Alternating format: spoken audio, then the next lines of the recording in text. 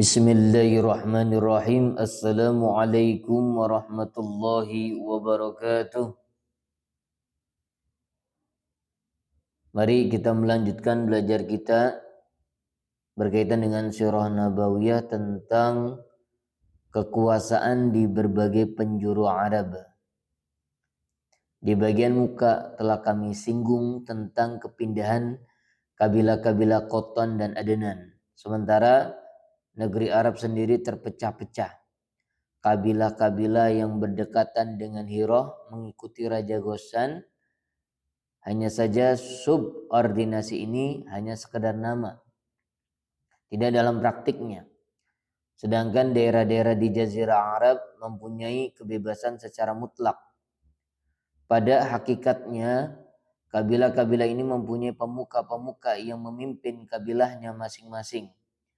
Kabilah adalah sebuah pemerintahan kecil yang asas eksistensi politiknya adalah kesatuan fanatisme. Adanya manfaat secara timbal balik untuk menjaga daerah dan menghadang musuh dari luar. Kedudukan pemimpin kabilah di tengah kaumnya tak ubahnya kedudukan seorang raja. Anggota kabilah mengikuti apapun pendapat pemimpinnya tatkala damai maupun perang. Tidak ada yang tercecer dari penanganannya seperti apapun keadaannya. Dia mempunyai kewenangan hukum atas hukum dan otoritas pendapat. Seperti layaknya seorang pemimpin diktator yang perkasa. Sehingga ada kalanya jika seorang pemimpin murka, sekian ribu mata pedang akan ikut berbicara tanpa perlu bertanya apa yang membuat pemimpin kabilah itu murka. Hanya saja persaingan untuk mendapatkan kursi pemimpin di antara sepupu sering membuat mereka bersikap manis di mata orang banyak.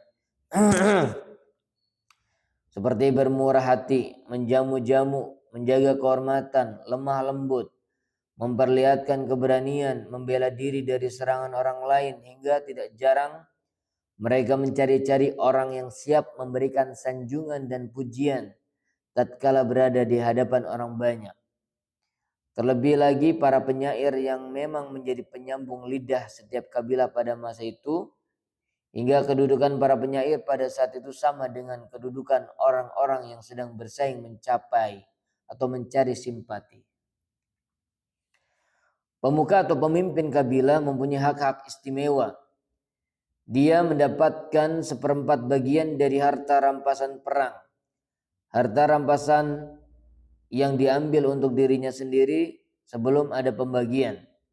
Jarahan di tengah perjalanan sebelum tiba di kancah peperangan, dan kelebihan pembagian harta rampasan yang memang tidak bisa dibagi di antara para pasukan perang seperti onta, kuda, dan lain-lainnya. Kondisi politik. Telah kami jelaskan tentang para penguasa di Arab. Sekarang akan kami jelaskan sedikit gambaran tentang kondisi politik di kalangan mereka.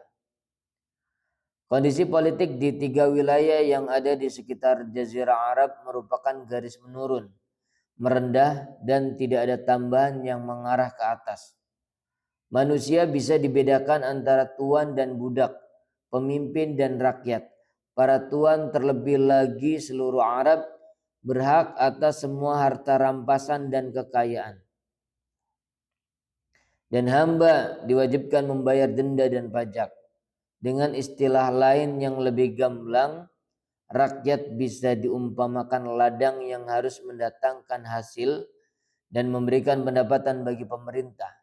Lalu para pemimpin menggunakan kekayaan itu untuk foya-foya, mengumbar syahwat, bersenang-senang, memenuhi kesenangan dan kesewenang-wenangannya.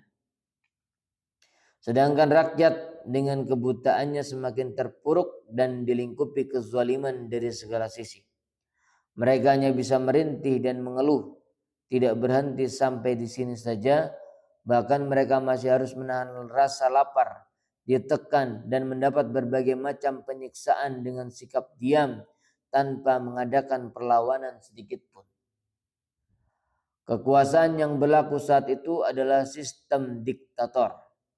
Banyak yang hilang dan terabaikan. Sementara kabilah-kabilah yang berdekatan dengan wilayah ini tak pernah merasa tentram. Karena mereka juga menjadi mangsa nafsu dan berbagai kepentingan. Sehingga terkadang mereka harus masuk wilayah Irak dan terkadang masuk wilayah Syam. Sedangkan kondisi kabilah-kabilah di Jazirah Arab tidak pernah rukun. Mereka lebih sering diwarnai permusuhan antar kabilah, perselisihan rasial dan agama, sehingga salah seorang pemikir mereka berkata dalam syairnya, "Aku hanyalah sesuatu yang dicari. Jika ketemu, ketemulah ia, dan jika tidak ketemu, tidak ketemulah ia." Mereka tidak mempunyai seorang raja yang memberikan kemerdekaan atau sandaran yang bisa dijadikan tempat kembali dan bisa diandalkan saat menghadapi kesulitan serta krisis. Tetapi kekuasaan di Hijaz di mata bangsa Arab memiliki kehormatan tersendiri. Mereka melihat kekuasaan di Hijaz sebagai pusat kekuasaan agama. Sebenarnya itu merupakan campuran antara unsur keduniaan, pemerintah dan agama yang berlaku di kalangan bangsa Arab dengan istilah kepemimpinan agama. Mereka berkuasa di tanah suci dengan sifatnya sebagai kekuasaan yang mengurus para peziarah Ka'bah dan melaksanakan hukum syariat Ibrahim. Mereka mempunyai pembatasan masa jabatan dan bentuk-bentuk pemerintahan yang merupakan sistem parlemen pada zaman sekarang. Seperti yang sudah kita singgung di atas, tetapi kekuasaan ini sangat lemah dan tidak mampu mengemban beban seperti yang terjadi saat peperangan melawan orang-orang Habasyah. Oke itu. Terima kasih. Wassalamualaikum warahmatullahi wabarakatuh. Semoga bermanfaat.